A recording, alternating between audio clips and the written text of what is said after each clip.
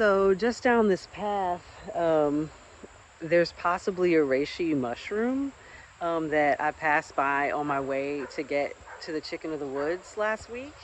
And again, like I said, that was last week, so I may have waited a little too long, been in and out. We were at foraging school this weekend, so it's kind of funny now. I'm like, oh yeah, I forgot to forage that mushroom, but we'll see what happens. And I want to be able to look underneath it and see if it's porous or has gills.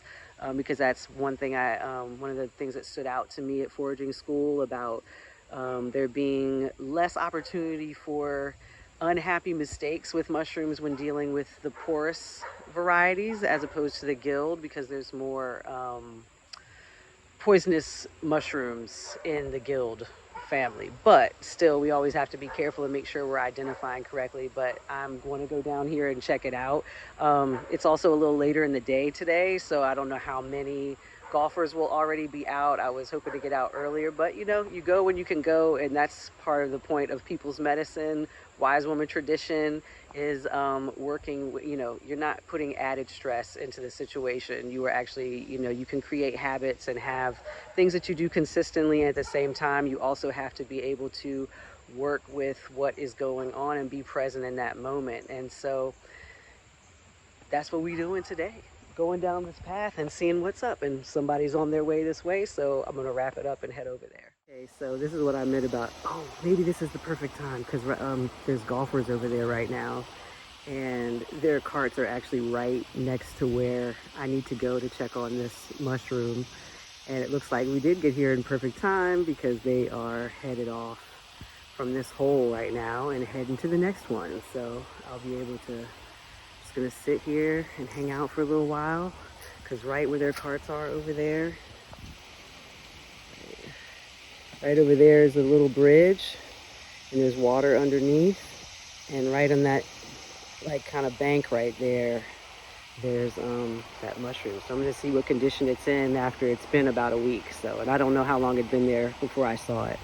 So I'm gonna check it out. Okay, so I've been waiting for, about a minute or two, and there's some other golfers coming to, I guess, from this hole. I don't know the golfing terminology. We'll see about that.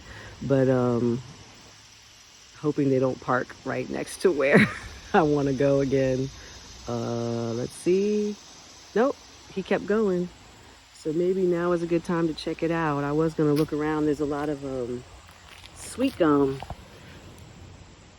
around here,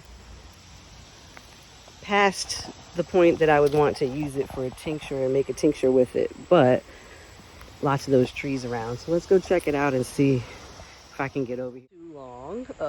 And then another set of golfers parked their carts right by where I want to go down and check out this mushroom. So I am waiting for them to finish this hole and pondering my thoughts about golf courses right now, and how they're used. Because I think if you saw the other video, I was talking about how as a kid this used to be an issue with kids, and I guess it was mostly us at the time who were out here using this trail that I'm on to get to the next bike trail, because you have to go through a trail that carts can go down. And here comes another one. And so they had to make a sign that said that this part of the trail is shared, because there's no other access to that other part of the trail without this. So along this path that is the shared path is where I'm seeing the mushrooms. So I'm being respectful of the fact that they are playing their game on this large swath of land that uses a lot of resources to maintain, that everyone who lives in this neighborhood has to pay for, but doesn't necessarily use. But anyway, I'm gonna get over there in a minute, but just gave me a moment to reflect on that and think about it. And if it's this busy of a time today, because it is really beautiful weather, it's not humid, the sun is out, it's cool, at least over here in the shade. But a good day to be playing something that at least has you outside walking around a little bit. I don't know what kind of golf carts they are, if they're gas powered or electric, but either way, yeah, there's still one over there. So If it is this busy, then I may just walk over there anyway and go do what I need to do. So we'll see what happens.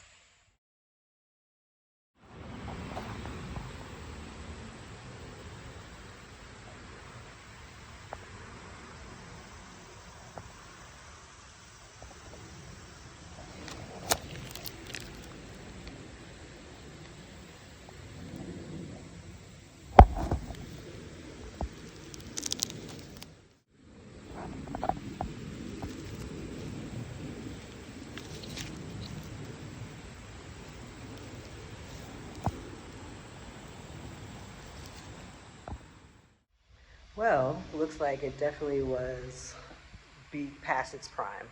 But I went ahead and collected it as a specimen to check out. I'm gonna go take a seat over here and have a better look at it. So on the other side of those culvert pipes over there, that's the bank where the mushroom was located. I'm calling it the mushroom because I'm still not 100% on what kind of mushroom it is. So I'm just sitting here by this little creek stream, checking it out for future reference, because all this,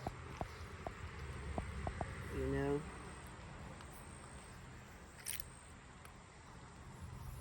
I'm gonna find out about that. It's definitely porous. Really smooth, in fact. I have to look way closer. But yeah. I'm gonna have to look this one up and ask some mushroom friends that I know and see what's going on with this one.